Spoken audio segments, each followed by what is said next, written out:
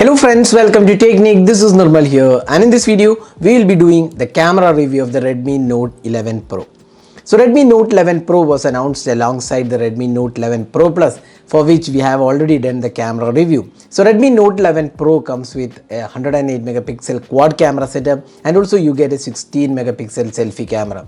Now the Redmi Note 11 Pro is priced around 17,999. So let's see how good the camera performance is for this price segment. So before getting into the video, if this is your first time on this channel, do hit that red subscribe button and also hit the bell icon to get notified of all the videos we publish.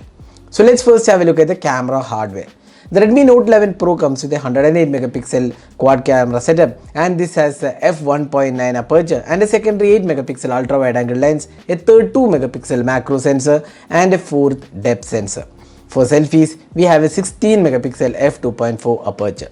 So let's see how the camera performance is for this price segment. In terms of daylight condition, the 108 megapixel sensor does a good job in bringing details. The colors are quite good and offers good details too. Unlike the Redmi Note 10 Pro, the Note 11 Pro manages color better, and there is no saturation issues and colors remain more or less natural. And even the sky colors are quite good with processing.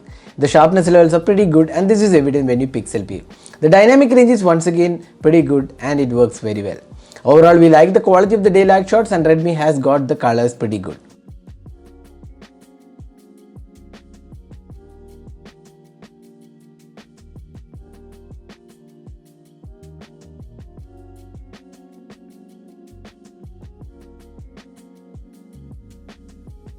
Now the phone comes with an 8 megapixel ultra wide angle lens, and here you can see the inconsistency with colors. The white balance goes for a toss and not the best color reproduction compared to the primary camera. While the ultra wide images are definitely usable, you can see noise and details aren't impressive.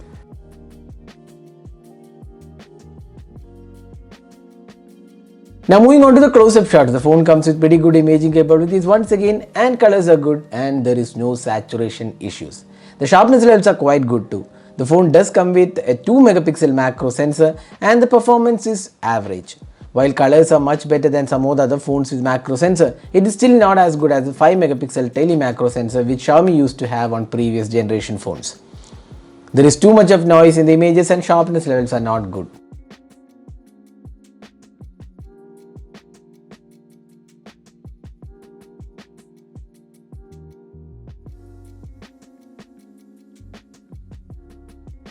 Moving on to the portraits, here once again phone messes up with color reproduction of portraits in different exposed conditions. The skin tones are also not accurate too, and over sharpening effect is evident here as well.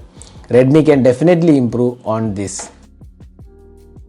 Next up, the low light captures. The low light performance is quite decent in indoor lights or artificial lights for a phone in this segment.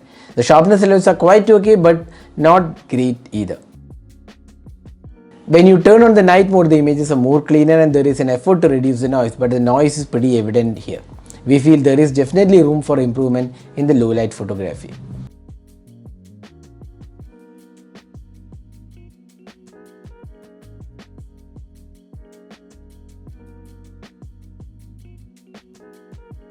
Finally, the selfie camera, the 16 megapixel produces decent selfies. Once again, we like the skin tones of selfies and colors looks good too, along with dynamic range.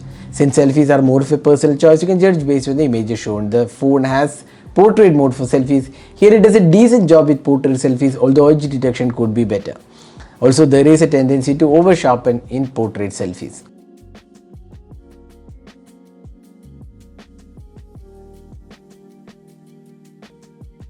Now moving on to the video recording, the phone offers only 1080p at 30 fps and it offers stabilization, and the video quality is average and not a class leading one. The details are quite okay but noise is pretty evident in the video.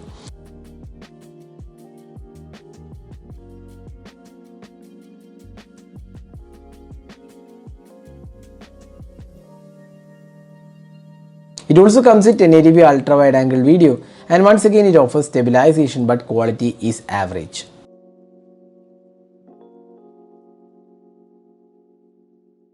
The phone also supports slow motion and the video quality is quite decent.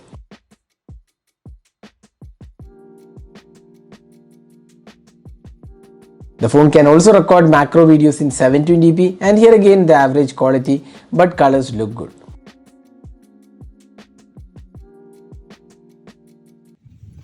So this is the front facing camera sample taken with the Redmi Note 11 Pro, which can record videos in 1080p resolution, and you can judge yourself how good the clarity of the video is and also the audio output from the video taken using the selfie camera on the Redmi Note 11 Pro. So that was a detailed camera review of the Redmi Note 11 Pro. With good daylight captures, decent selfies and decent low light performance, the camera definitely needs improvement. The low light performance isn't bad but can be improved. The macros are okay but not so great compared to the previous generation devices. Video recording quality needs improvement along with the portraits. So what do you guys think about the Redmi Note 11 Pro? Do let us know in the comment section. This is Nirmal signing off with the camera review of the Redmi Note 11 Pro. Hope you enjoyed watching this video. Do hit that like button and also hit the red subscribe button for more videos. Thanks for watching. Hope to see you in our next video. Have a great day.